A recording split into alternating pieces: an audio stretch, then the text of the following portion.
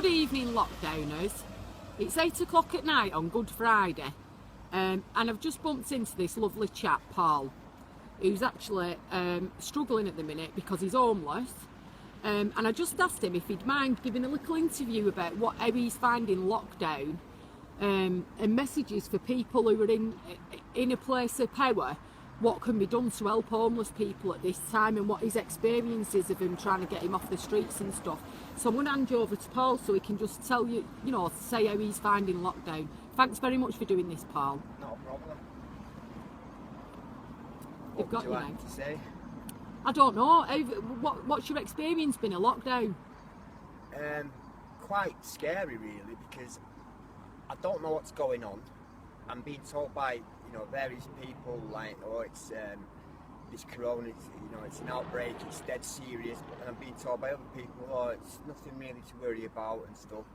I don't think the government have really thought about it, like how they're gonna.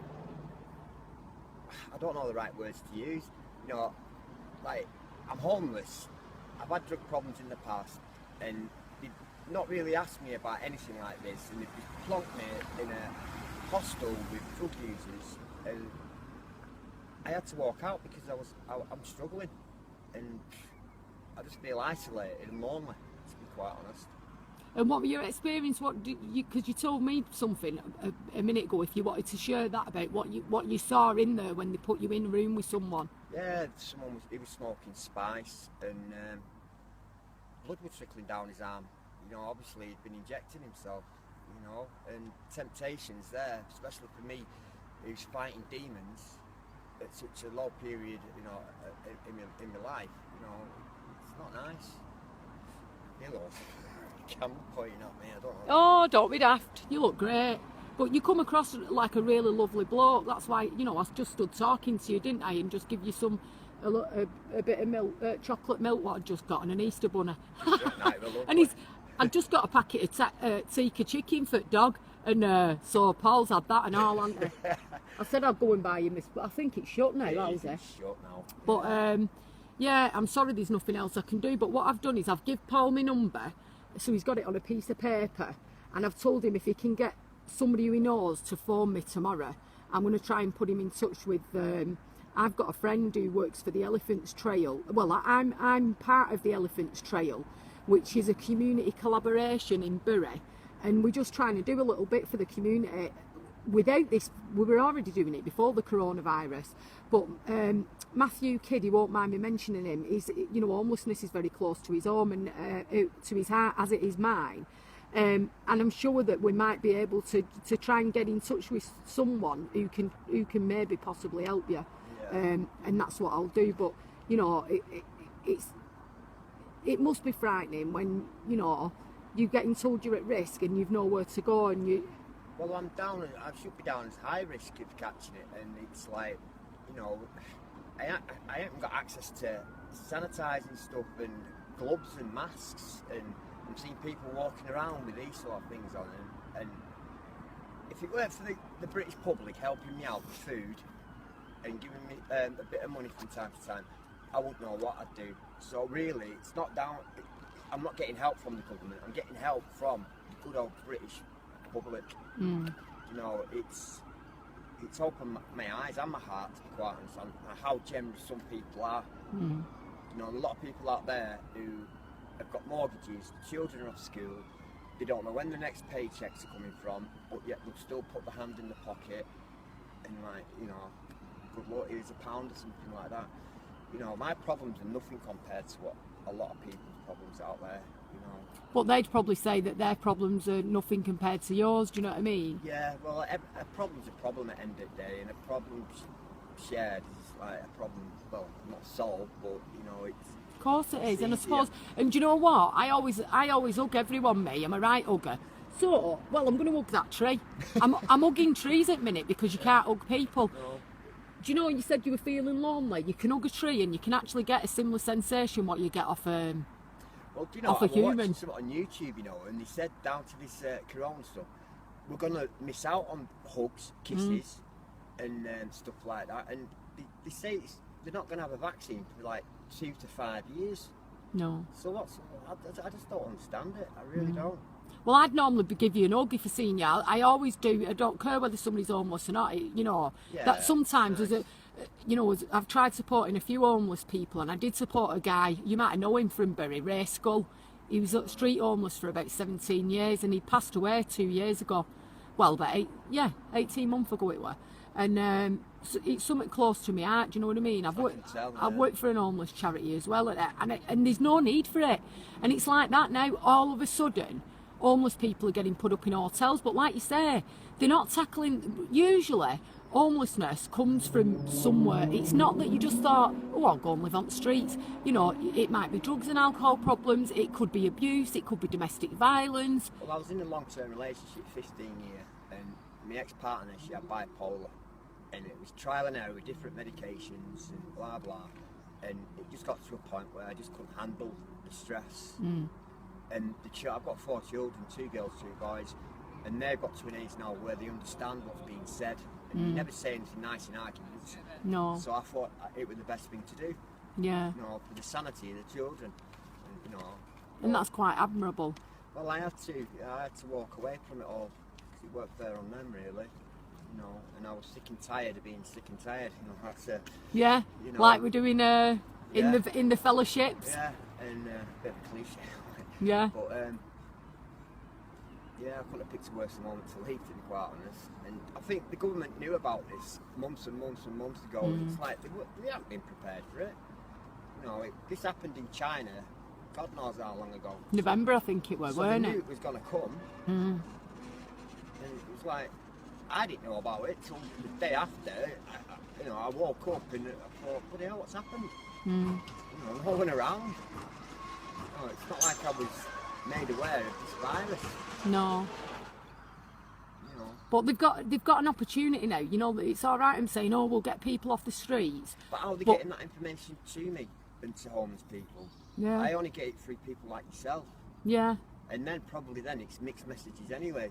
Of course it is, but that's why I've give you my number, and what I'll do is I'll ring Matthew tomorrow, and I'll see if I can find out what information he's got.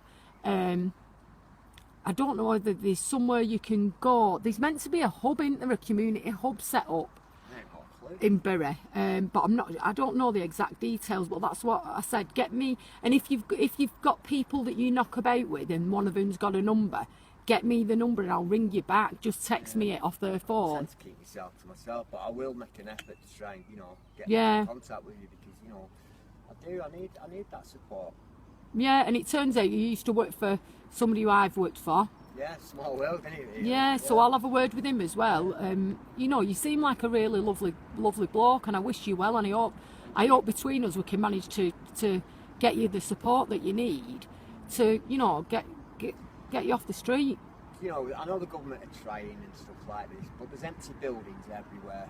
You know, there is, and there's people with B&Bs and all, probably crying out for help. You know, just to fill them rooms. Yeah, You know, and hotels and stuff.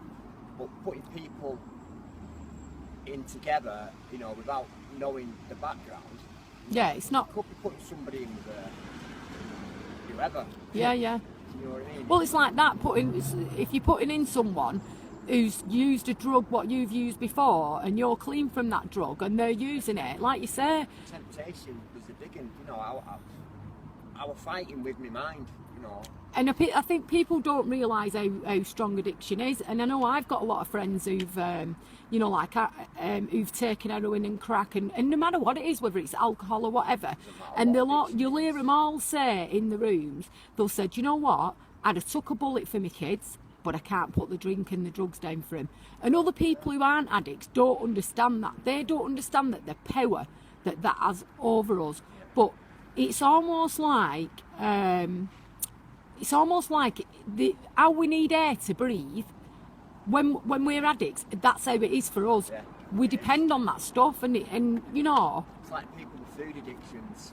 I've got food addiction. I'm a bulimic, so I totally get that. Where we need that to survive. But people, you know, it's killing people. Yeah. You know, it's like, I know when I was on heroin and crack cocaine, it was the first thing what came into my mind as soon as I opened my eyes. Yeah. Of course it is. It rules you. Yeah. It's almost like something's been planted in your brain by, like you say, a demon, and it's stuck in your brain, and it's really hard to get rid of. Well, I was born with this addiction, and I'll always be an addict. Yeah, it's No like matter how I look at it. I've shared that, you know, as soon as I've put the booze and drugs down, my food addiction kicks off again. So I'm in therapy for that at the minute, or it might be charity shops. That's been bad for me. I've done them. Done charity shops and that. Proper obsessing addicted. on different things, Yeah. going through them all, looking for label clothes, and I've done trainers, I've done fish tanks. This might sound crazy to somebody who's never suffered with addiction before, but as soon as I put down my addiction, what I'm suffering from at the time, I'll obsess on something else, Yeah. no matter what it is. You know, this is what I mean by I'll always be an addict, because there'll always be something there. I'm powerless over my addiction, no matter what it'll be. You know, I just need to keep a check on it, and it doesn't start, well, I'll say it before it becomes unmanageable, Yeah. you know.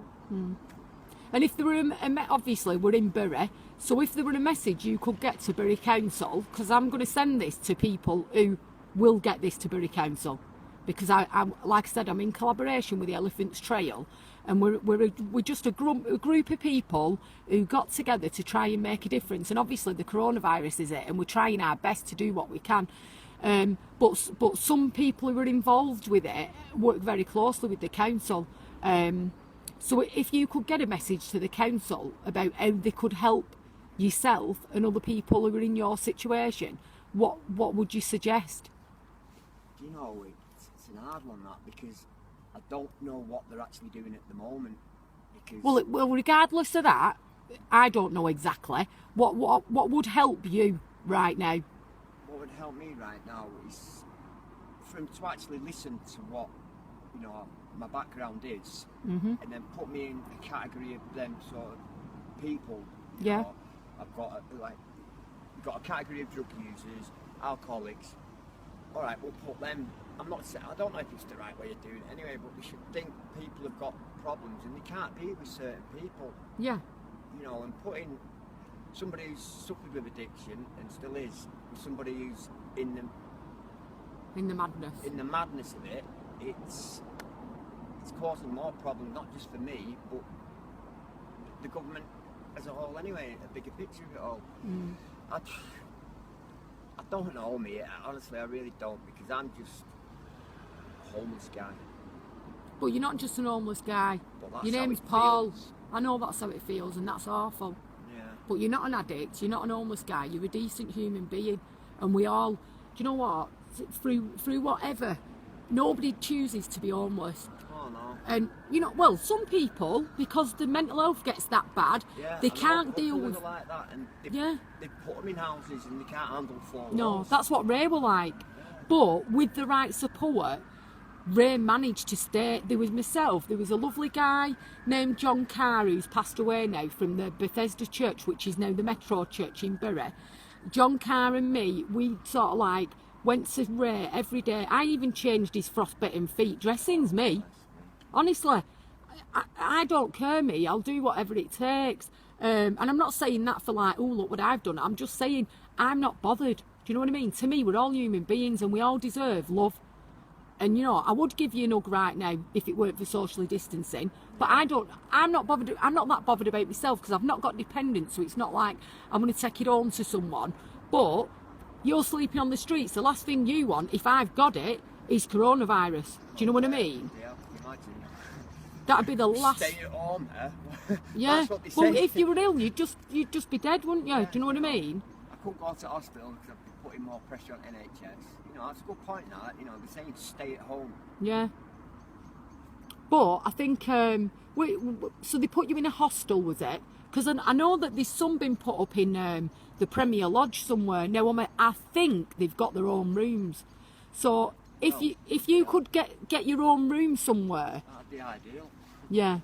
You know, it really would. And then I mean, what I'm thinking is, because I have worked with people who are homeless, and I struggle massively with my mental health as well, and I see friends who, I mean, honest to God, and not a couple of hours ago, in fact, she's going to be going bloody mad at me, this woman, but a couple of hours ago, a lovely lady rang me up, and she was suicidal. I'm not going to say her name. She was suicidal. I've never met this woman before in my life. She'd added me on Facebook through a friend of a friend, and she messaged me and said, please can I ring you? And I were on the phone, and she was drinking, so she, you know, she's an alcoholic, she got mental health issues, she's isolated, she were going to hang herself. See, there's going to be loads of people I know. like that as well, you know. And when I got on the phone, I've never met her before in my life, just like I've never met you before. And that's what it's about. It's about reaching out to people, going out of your comfort zone and trying to help someone and do the next right thing. They're feared up though, aren't they? Like, you know, I've noticed, like, they won't even like breathe next to you, or Yeah. they're like, whoa, stay away, and you know. And I understand that. I understand it, but is it necessary? I don't know. Yeah. I mean, we're what? I'd say we're acceptable distance away. Yeah, from each 3 other, metres but maybe. You know, we're still talking. We're still. Yeah, you can still interact with people, You know, some and people don't even want to talk in case, yeah. you know, the breath goes. It's madness.